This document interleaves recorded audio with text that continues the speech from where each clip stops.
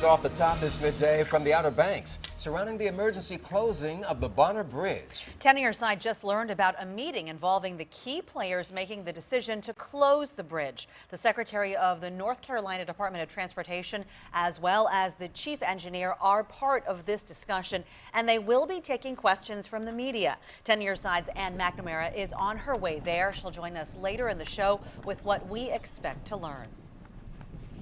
And we're on your side with team coverage. Let's get right to our Erin Kelly. She is live at the Stumpy Point Ferry landing. Erin?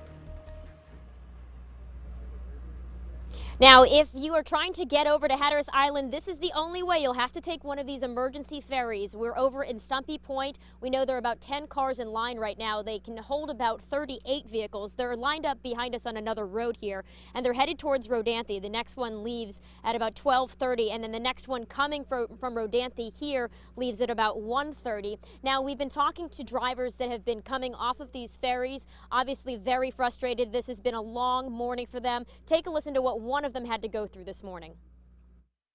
Actually, I got up around 4, tried to make the 6 o'clock ferry. I've been sitting in the line since like 5:20.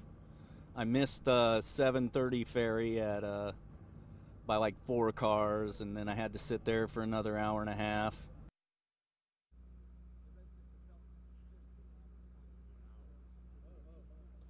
And the ferry division tells us they will add more ferries if necessary as they start to get closer towards rush hour. We know that there's going to be ferries leaving here 12:30 to 3:35. The last one leaving here at 9:30 tonight.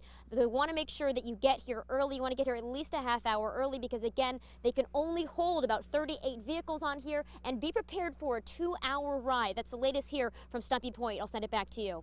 Certainly frustrating for those folks on the Outer Banks. Erin, thank you very much. The area around the Bonner Bridge is one of the harshest environments on the East Coast. Since 1963, the bridge weathered a half-century of hurricanes, nor'easters, shifting sands, and corrosive salt air.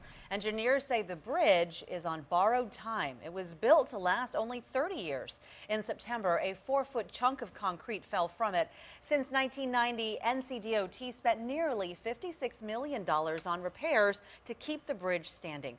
Recently, the Transportation Chief Deputy Secretary of Operations said this, quoting here, "The longer we wait, the more taxpayer money is spent patching a bridge that must be replaced, and the risk becomes greater that we could have to close the Bonner Bridge before the new one is ready."